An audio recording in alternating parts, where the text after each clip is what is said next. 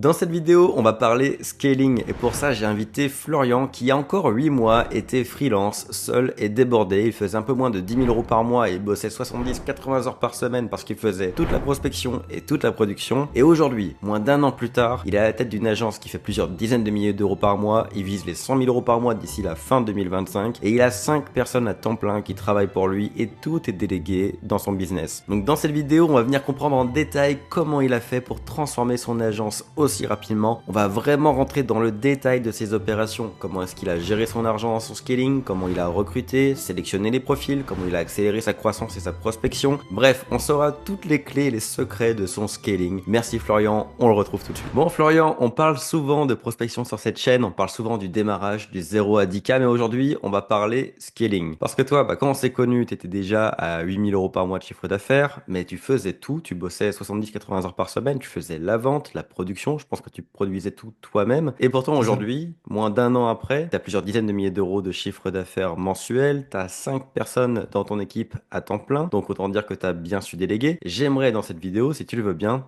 qu'on décortique justement ton parcours et comment tu as fait pour passer du statut de le fameux freelance consultant débordé à CEO à la tête de son agence en scaling qui arrive à déléguer. Est-ce que ça te va? Parfait, oui, écoute, avec plaisir de pouvoir partager tout ça ensemble. Eh ben écoute, magnifique. Alors déjà, je vais commencer par une question, parce que bon, quand on a démarré ensemble le scaling, donc tu as choisi de prendre un accompagnement, et j'aimerais avoir comme d'abord ton avis personnel là-dessus. Je vois souvent, dans l'écosystème français surtout, que se faire accompagner, c'est un truc de débutant. Et finalement, je vois qu'on en parle assez peu dans le monde du scaling. Toi, t'en penses quoi de l'accompagnement et du fait de se faire accompagner quand on est déjà confirmé en tant qu'entrepreneur et pour aller au prochain palier de succès? Moi, je reste persuadé que peu importe le niveau où on est, il y a toujours des gens qui sont plus loin que nous, qui ont des choses à nous apprendre.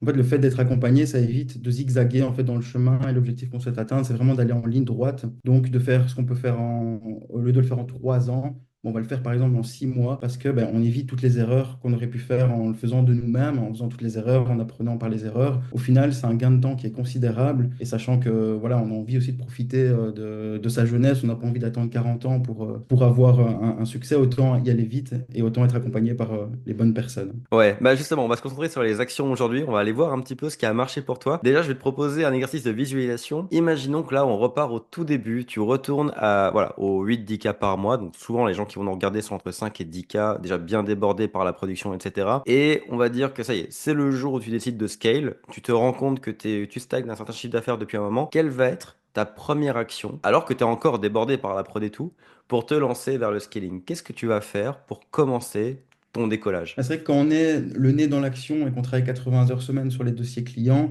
au final, on travaille dans son business et pas sur son business. Donc la première étape, c'est de pouvoir se libérer du temps. Et comment la meilleure chose, c'est de déléguer au niveau de la prod. Donc vraiment prendre un head of delivery, donc une personne qui va gérer les opérations à notre place, où on va pouvoir voilà, donner nos clients à cette personne qui va les récupérer au fur et à mesure. Nous, ça va nous libérer du temps et on va pouvoir justement prendre du recul, prendre de la hauteur sur le business et voilà, optimiser, prendre des décisions par rapport à l'avenir, etc. Chose qu'on n'a pas le temps, qu'on a vraiment le nez constamment dans le guidon et dans l'opérationnel. Donc ta première décision, ce serait d'aller récupérer ton temps en fait en déléguant la production. Exactement, ouais. Et alors déjà première question, quand ce temps tu le récupères, donc tu l'as dit, ça permet de prendre de meilleures décisions, mais concrètement, par exemple, imaginons que tu dégages 15 heures par semaine, alors voilà, on va dire que tu bossais 70-80 heures par semaine, là tu arrives à, on va dire, enlever une quinzaine d'heures, tu décides de pas la mettre sur Netflix, mais de le mettre dans de la réflexion, c'est ça? Comment est-ce que tu organises tes réflexions pour prendre les bonnes décisions? Qu'est-ce que tu fais de ces 15 heures que tu viens de dégager? L'avantage de se libérer 15 heures, c'est que quel est le facteur qui va faire que mon business peut se développer? Et c'est l'acquisition client. Donc en fait, moi, je suis passé d'opérationnel à plus commercial, entre guillemets, mon propre commercial, je faisais de la prospection. Donc j'ai utilisé ce temps voilà, pour davantage aller dans des événements de réseautage, rencontrer des gens, développer mon réseau et aller à des rendez-vous. Chose que quand on avait le nez dans le guidon, c'était compliqué parfois de se libérer du temps pour ça, alors que là, je me suis vraiment concentré pour amener un flux de clients que je déplaçais directement vers mon head of delivery. Ok, donc tu délègues la livraison, tu te libères du temps et tu retournes à la vente et à la réflexion pour prendre de meilleures décisions pour ta boîte. Concrètement, comment tu as fait avec ta surcharge de travail quand tu étais en mode freelance un peu débordé pour trouver le temps de trouver la bonne personne? pour venir prendre le relais au niveau de la production? Comment tu t'es organisé concrètement? Alors moi, ce que j'ai fait, j'ai utilisé les plateformes comme Indeed, la plus connue, j'ai fait sur LinkedIn, etc. Donc j'ai fait une annonce, vraiment en mettant en avant aussi le fait que bah, la première personne que j'engage, qui va les attirer aussi, c'est le fait de vivre l'aventure, qui va évoluer et surtout d'être là dans les premiers. Donc, qui veut dire être là dans les premiers, veut dire bah, potentiellement être responsable, avoir un poste de responsable. Et donc en fait, ça attire le fait de proposer ce tout premier poste. Déjà, la personne, elle va rentrer dans une nouvelle aventure. Je me suis aussi concentré forcément sur des personnes qui avaient un profil où ils pouvaient directement être opérationnels, donc il y avait déjà de l'expérience. Donc j'ai réussi à, voilà, à tirer des profils qui travaillaient dans d'autres boîtes, simplement parce que dans leur boîte à eux, bah, ils étaient un simple numéro. Donc c'est des boîtes où ils sont des centaines. C'est une personne qui au final est considérée comme un simple numéro. Et moi, je lui ai dit, bah, viens travailler pour moi. Tu seras le head of delivery. Ma vision, c'est de, voilà, de me développer très rapidement. Donc très rapidement, tu prendras un poste de responsabilité et on vivra une aventure ensemble. En fait, ça, c'est vraiment ce qui a permis d'attirer vraiment ce bon profil. Et moi, je l'ai trouvé via Indeed. Donc en fait, c'est pas l'argent qui motive les A-players, enfin les premiers employés, même un peu seniors. Dans ton cas, ça a vraiment été la reconnaissance, la gratification de ce qu'ils savent faire, quoi. C'est vraiment, tu les valorises, tu leur montres que chez toi, ils seront valorisés contrairement à là où ils sont actuellement. Donc ça suppose idéalement d'aller débaucher quelqu'un dans une plus grosse agence ou une plus grosse boîte et de lui montrer que chez toi, il aura des responsabilités qu'il n'avait pas jusqu'à maintenant. Exactement, c'est ça. Et ça a son rôle aussi, souvent quand les gens manquent de reconnaissance, bah, le fait de leur proposer une opportunité avec une réelle évolution, une réelle vision, même pour eux, ça fait toute la différence. Et en termes de revenus, bah, souvent quand ils sont considérés comme un simple numéro, le revenu, on peut s'aligner dessus. Donc l'objectif n'est pas de proposer beaucoup moins, au moins de s'aligner, mais en vendant la vision en plus, on est très attractif. Ouais, en fait, c'est super intéressant. Tu rappelles vraiment que oui, bien sûr, il faut un salaire qui leur permet de continuer avec leur style de vie actuel, mais ce qui va motiver les gens, surtout leur perspective de futur et d'évolution, et c'est ce que tu leur offres en étant les premiers piliers de ton agence, en fait. Par contre, j'imagine que ça vient avec aussi, il faut que tu saches transmettre ta culture entreprise et ta vision. Je pense que c'est un point qui est important pour arriver à débaucher quelqu'un et le faire venir chez toi. C'est arriver à le convaincre que ton but, c'est pas juste de trouver une deuxième personne et que vous allez rester tous les deux pendant 10 ans. J'imagine que derrière, Exactement. tu avais un plan pour ton futur que tu as essayé de lui transmettre? C'est ça, et encore maintenant, c'est ce que je dis, hein, d'ailleurs, le premier noyau dur, ça on en parlera plus tard de l'équipe complète, mais je leur vends aussi cette vision, quoi. Je leur dis, moi j'aimerais que d'ici, enfin, ce n'est que le début de l'aventure, c'est ce que je leur dis toujours, et ils savent bien que ce noyau dur va monter en responsabilité, ils vont monter en revenus, enfin, en fait, ça va être ultra bénéfique à tous les niveaux pour eux, tant en termes de projet, de responsabilité, de gestion d'équipe, en fait, il y a énormément de choses qui sont attrayantes pour ces premiers profils qu'on engage. Ouais, tu cherches vraiment ce qu'on appelle des intrapreneurs, des gens qui vont avoir une vision presque entrepreneuriale pour ton entreprise, qui vont se sentir inclus dans le projet et qui vont t'aider à faire grandir l'entreprise avec toi, en fait. C'est ça. Et c'est vrai que ce qui fait la différence aussi, c'est que bah, vu que j'ai aussi été salarié, en fait, moi, je ne veux pas reproduire, on va dire, enfin, j- d'après le vécu que j'ai envie de leur inculquer cette valeur voilà, d'évolution, etc. Je veux les embarquer avec moi dans ce projet. Et j'ai l'impression, d'après mon vécu, qu'on ne peut pas le faire de manière traditionnelle. Il faut les inclure réellement dans cette vision. Et j'insiste vraiment sur ça, parce que la vision, c'est ça qui va faire que l'équipe va s'investir réellement dans les projets, aller plus loin que simplement faire le travail normal. Ok.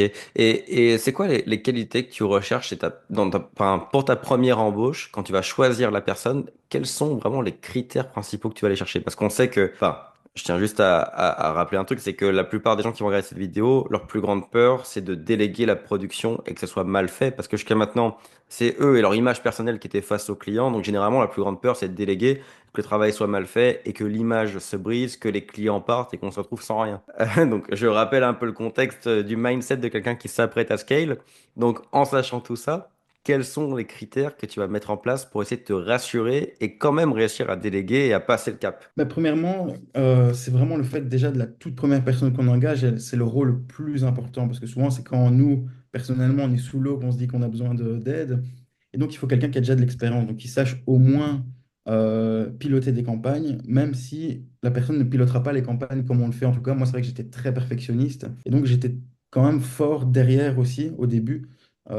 Parce que je voulais voilà, maintenir ma qualité, donc j'allais vraiment dans le contrôle, je donnais pas tous mes clients d'un coup en mode voilà, je t'envoie tout et démerde-toi, que du contraire. Donc je donnais un client, je disais voilà, on gère comme ça, c'est telle méthode qui marche, etc.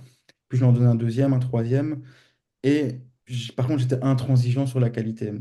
C'est-à-dire que moi, je gardais le relationnel client, je gardais un œil sur les campagnes, mais malgré tout, voilà, en termes de temps, je m'en libérais quand même énormément. Mais il a fallu passer par ça pour maintenir ce niveau de qualité de mon côté.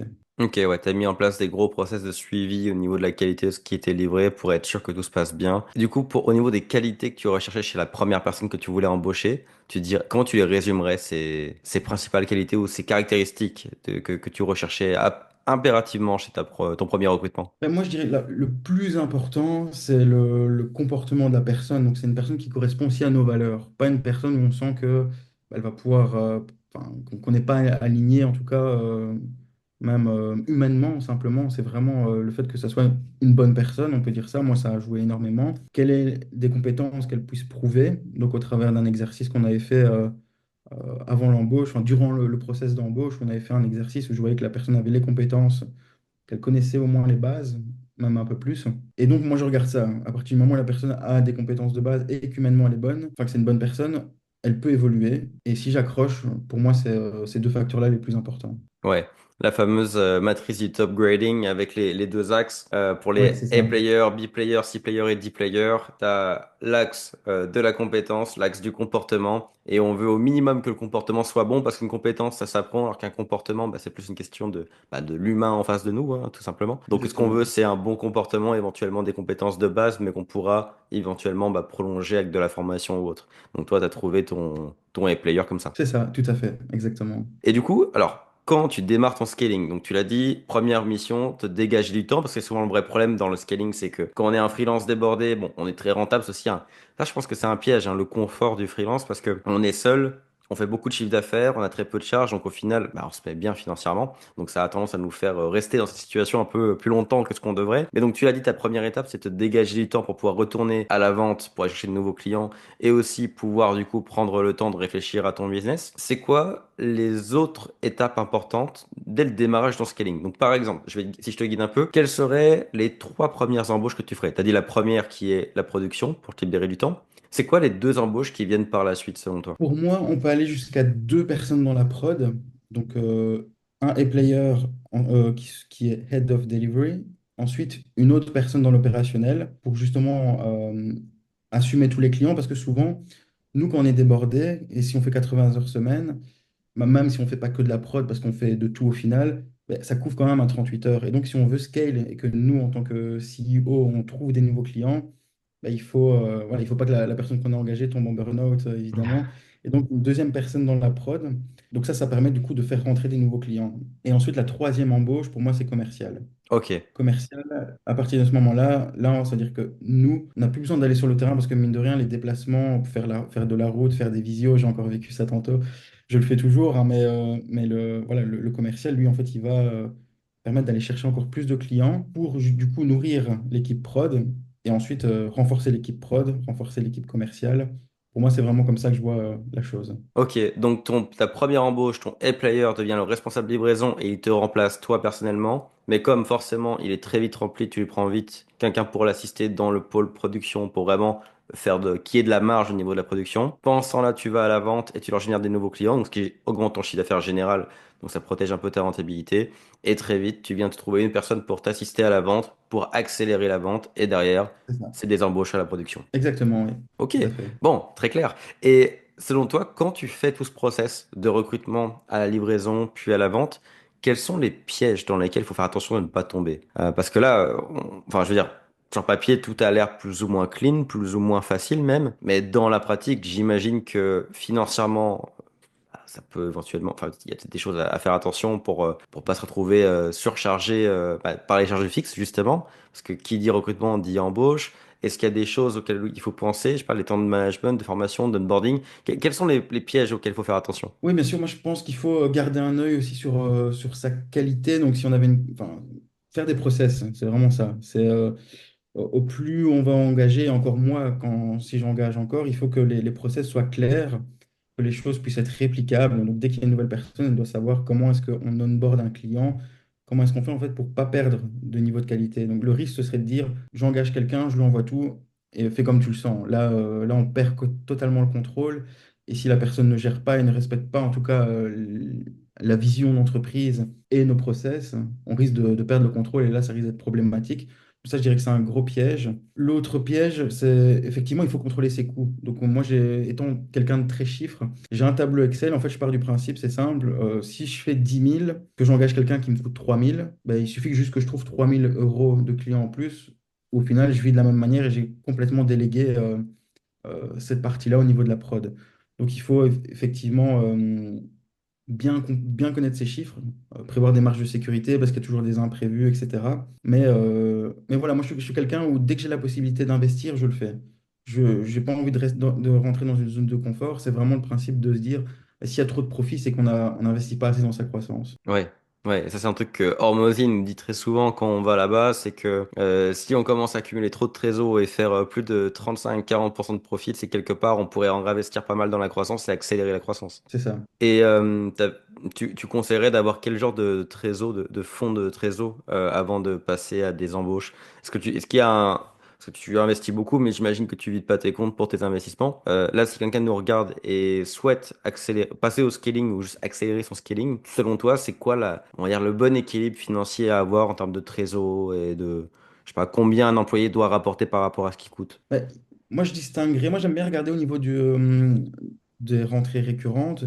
S'il y a du récurrent, ça dépend s'il y a des contrats, etc. Donc, c'est vraiment au niveau de la garantie.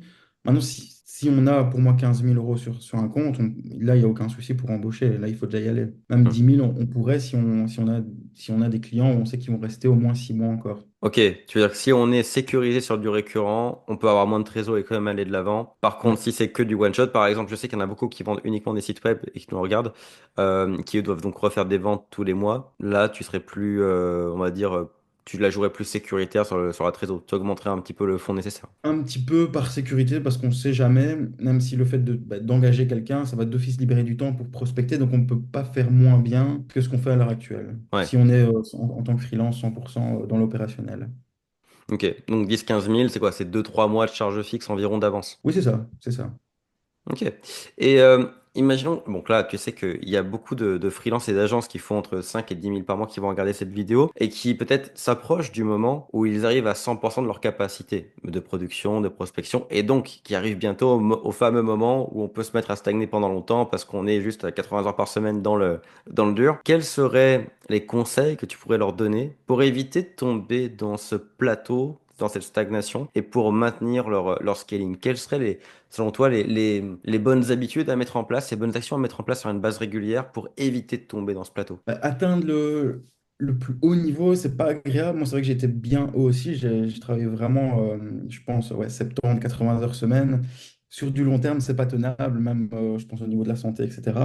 Donc, en fait, moi, c'est clairement la formation qu'on a fait ensemble j'avais envie de passer ce cap, mais j'avais cette crainte.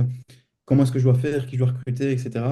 Si j'avais pas eu notre accompagnement, j'aurais recruté, ça tombe, une mauvaise personne qui m'aurait pris plus de temps parce qu'au final, j'aurais peut-être pas envoyé mes clients parce que j'aurais peut-être pas recruté le bon profil, ça aurait été pire que ce que je pensais. Donc voilà, il faut vraiment faut passer le pas au plus vite avant d'être surchargé. Il faut toujours se laisser au moins une marge de sécurité, ça sert à rien de se saturer.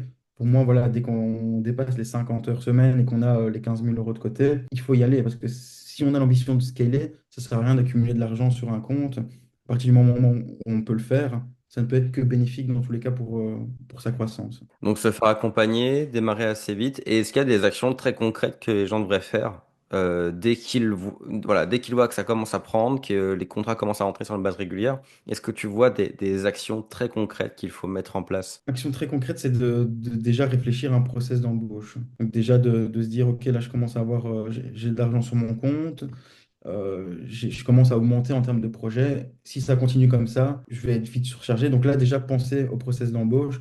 Donc sur quelle plateforme je vais attaquer, quel profil j'ai besoin, donc bien définir le profil. Avoir aussi une fiche de profil, une fiche de poste qui soit attrayante, donc notamment comme on a discuté tantôt. Et réfléchir aussi également, ben, quand je vais avoir si je reçois 50 candidatures, comment est-ce que je vais les traiter, comment est-ce que je vais choisir mon bon profil. Donc là, ça doit être l'axe de. On doit utiliser en fait si on est 60 heures semaine dans la prod et qu'on a 20 heures encore, bah, c'est de consacrer à ce moment-là tout le temps qu'on a pour réfléchir, OK, process d'embauche, parce que je vais bientôt être saturé, donc j'utilise voilà, mon dernier temps restant pour mettre en place et pouvoir passer au palier supérieur directement après. Donc en fait, ce que je comprends, c'est que la compétence principale quand on approche de ce stade-là, c'est vraiment le recrutement, quoi. En gros, ce que je comprends de ce que tu dis, c'est que tu mettrais quasiment 100% de ton temps sur te former au recrutement, comment est-ce qu'on trouve les bonnes personnes, mettre en place le bon process pour choisir la bonne personne. Mais en fait, tout ça, c'est lié au recrutement. Donc ça serait vraiment la compétence et la tâche sur laquelle tu mettrais tout ton temps disponible si tu t'approchais de ton maximum. Bien sûr, parce que si on le fait mal, et franchement, voilà, je suis content qu'on ait on ait eu l'occasion aussi de travailler ça ensemble, c'est qu'un mauvais recrutement, c'est ça, hein, peut faire perdre un temps monstrueux, déjà de l'argent, surtout voilà, en termes de temps, d'argent, de ralentissement dans la croissance, alors qu'à l'inverse, un bon recrutement, là, c'est flèche vers le haut directement, quoi. Donc, c'est hyper important et c'est vraiment la chose à ne pas négliger et surtout pas se précipiter et prendre un profil au hasard. Parce que quand il y a des engagements, après il y a des frais de sortie, voilà, il y a beaucoup de contraintes et donc il faut être sûr de pas se tromper à ce niveau-là. Ouais, c'est un truc dont on parle pas souvent, hein, mais c'est le coût de l'erreur dans le recrutement. C'est-à-dire que non seulement, imaginons qu'on prenne un mois pour trouver la personne, choisir de recruter cette personne, puis un mois pour l'accueillir et puis tester cette personne, ça veut dire que déjà un recrutement prend 2 mois. Et quoi qu'il arrive, on doit lui payer son premier mois, hein, on doit lui payer le salaire du premier mois, donc ça veut dire qu'éventuellement ça peut nous coûter 3 000, 4 000, 5 000. Donc c'est-à-dire que quoi qu'il arrive, un recrutement va vous coûter 2 mois et entre 3 et 5 000 euros, ne serait-ce que pour son premier salaire. Plutôt 5 000 généralement quand on veut un high player, quelqu'un qui est plutôt bon. Donc ça veut dire que si on échoue à ce recrutement, déjà on repart pour 2 mois de recrutement. Ce qui veut dire qu'au final, ça nous aura pris 4 mois pour trouver la bonne personne. Donc 4 mois, en s'entend qu'un tiers de l'année est déjà passé. Et en plus de ça, enfin peut-être qu'on devra attendre de renflouer les caisses sur le fonds de trésor avant de pouvoir repasser à l'embauche parce qu'on vient de sortir 5 000 euros pour le premier. Et éventuellement, il peut y avoir des dégâts avec un mauvais recrutement. Donc en fait, on s'en rend pas compte, enfin en tout cas pas à première vue, mais un mauvais recrutement coûte très cher, surtout en termes de temps. Ça retarde énormément. Donc on peut atteindre d'énormes objectifs en un an. Sauf que si on a un détour qui nous prend 4 mois parce qu'on a recruté la mauvaise personne au début, c'est compliqué. Mais alors du coup, est-ce que on a parlé des process, de la préparation, de la formation sur comment bien recruter. C'est quoi le truc le plus important pour toi pour trouver dans ton process de recrutement, pour être sûr d'avoir la bonne personne, le bon candidat? C'est quoi le conseil le plus important pour toi, selon toi? Franchement, ça se voit quand on voit la personne en face déjà. En visio, c'est différent, les gens peuvent jouer un rôle. En face, en fait, on parle avec la personne comme si, voilà, on ne parle pas que de travail. On va voir son comportement, on va voir comment elle réagit, on va voir, voilà, simplement en faisant peut-être, pas forcément une remarque, mais peut-être essayer de creuser certains points de discussion, voir comment la personne réagit, si elle se braque ou au contraire, si elle a envie d'en savoir plus, en fait, c'est ce type de comportement pour moi qui va être déterminant, c'est le point le plus important. Et c'est vraiment comme on a vu tantôt là avec la matrice, le fait que la personne a un bon comportement. Parce que Ok. j'ai vu des personnes, notamment surtout dans les commerciaux, c'est des chasseurs, mais clairement, je le sens pas au niveau profil, quoi. Ça va être des gens qui vont ruiner en tout cas la, l'ambiance que je voulais créer moi au sein de mon agence. Et je veux pas qu'il y ait des loups qui arrivent et qui créent des tensions, des problèmes dans l'équipe. Et ça se décerne quand on voit la personne en face, hein.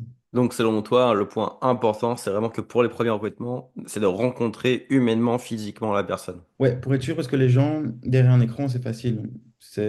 Mais c'est seulement dans les discussions normales, hors recrutement, qu'on on va déceler un petit peu le comportement de la personne et qu'on va pouvoir se dire, oui, ok, c'est une personne humaine. Et moi, c'est ce que je cherche, c'est une personne qui va être à l'écoute, voilà, qui va pas créer de problème, en tout cas, dans l'équipe. Je suis d'accord avec toi.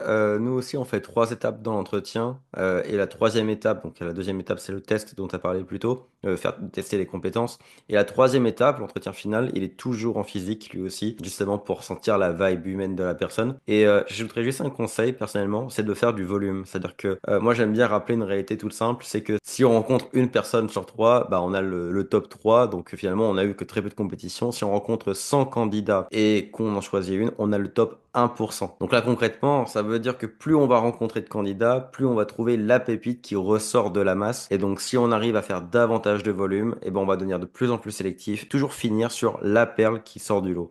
Et je pense que c'est un des points les plus importants. Tout à fait, 100% d'accord. Et je serais curieux de savoir quel est ton plus gros challenge dans le scaling. Parce que quand on parle, ça paraît presque facile, presque fluide. On a l'impression que ça a globalement déroulé. Quand tu reprends ton scaling sur les 8, 9 derniers mois, quel a été ton plus gros challenge? Alors, je dirais peut-être la partie qui a été la plus difficile. C'est peut-être pas forcément le démarrage avec le recrutement, c'est peut-être autre chose. Qu'est-ce qui a été le plus chaud pour toi dans ton scaling? Moi, personnellement, le plus compliqué après ça, à titre privé, il y en a peut-être d'autres qui vont se reconnaître, c'est le fait que moi, mes clients, ils avaient tellement confiance en moi qu'ils voulaient... En fait, c'est une fausse croyance aussi de mon côté. Quelque chose qui peut être résolu beaucoup plus rapidement. Mais c'est le fait de me dire, voilà, moi, j'ai créé des liens profonds avec ces clients et j'ai du mal à le déléguer et eux ont du mal à accepter l'idée de travailler avec quelqu'un d'autre. Et donc, je suis resté dans un piège aussi où j'ai quand même gardé les clients historiques un petit peu, chose que je n'aurais pas dû faire. Et donc ça, c'était le point où, de mon côté, le plus compliqué, sachant que j'avais vraiment une réelle relation humaine avec mes clients. Donc voilà, de mon côté, c'était vraiment ce point-là.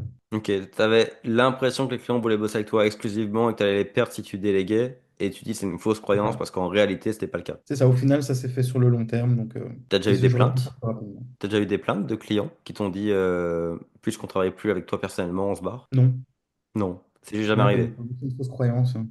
Tout à Ah, fait. c'est drôle. J'avoue que j'avais la même croyance au début, surtout avec l'agence qui portait mon nom et tout. Et en fait, le jour où j'ai commencé à déléguer, je me suis rendu compte qu'il y a même des clients qui préféraient bosser avec les membres de mon équipe qu'avec moi. D'un côté, c'était frustrant à titre personnel, de l'autre côté, c'était plutôt un soulagement. Finalement, la délégation est possible. C'est sûr, bien sûr. Bon, ok, donc là, on a fait un bon tour d'horizon sur le côté opération du scaling. Selon toi, c'est quoi le rôle principal du CEO pendant ce scaling? Parce qu'on comprend que ton rôle à toi, c'est de recruter, bon, bien sûr, c'est de te dégager du temps et de déléguer la production. Mais alors, du coup, au-delà du recrutement, il y a bien un moment où tu arrêtes de recruter dans ta semaine. Qu'est-ce que tu fais de tout ce temps libre que tu dégages? Quel est le rôle du CEO selon toi pour t'assurer que le scaling se passe bien? Mais à ce stade-ci, notre rôle, ça se concentre vraiment exclusivement sur la croissance de la boîte. Et donc, qui dit croissance, bah, dit forcément prospection, l'aspect commercial. Donc, clairement, c'est nous, à cette étape, qui jouons le rôle de commercial, qui allons chercher des clients et qui veillons à, entre guillemets, donner à manger à nos À l'équipe de au prod. head of delivery et nos travailleurs, quoi, tout simplement. Et, euh, et donc, voilà, si on pilote notre croissance, qu'on sait que le business fonctionne, bah, à ce moment-là, on fait rentrer plus d'argent pour encore derrière recruter d'autres personnes. Et donc, je dirais qu'on a deux personnes dans l'opérationnel. La troisième personne, c'est nous en tant que commercial. On va payer une personne pour faire ce travail-là à notre place. Donc, déléguer ça à un vrai commercial qui va pouvoir amplifier cette croissance. Nous, derrière, on va pouvoir encore prendre un niveau au-dessus, être encore moins dans l'opérationnel parce qu'au final, on se déplace de l'opérationnel vers le commercial, ce qui est une bonne chose parce qu'on se concentre sur la croissance. Mais maintenant, quand on arrive à recruter un vrai commercial, là, on peut encore plus prendre de la hauteur et vraiment piloter l'organigramme complet de la société. Et bah tiens, pour conclure, toi maintenant tu es sur la route des 100 000 euros par mois, ce que tu veux atteindre pour fin 2025. Et du coup, qu'est-ce que tu fais de ton quotidien maintenant que tu as une équipe qui produit, une équipe qui vend? Qu'est-ce que tu fais de ton quotidien concrètement? C'est quoi tes... On va dire, bien sûr, il doit y avoir le management, etc. Mais quand tu as du temps libre, quand tu peux réfléchir à ta boîte, sur quoi tu te concentres? Principalement, j'ai mon tableau Excel avec toutes mes chiffres financiers. J'ai vraiment, je vois qu'est-ce qu'il y a en termes de clients récurrents. Donc, je vois qu'est-ce qui rentre de manière sécure.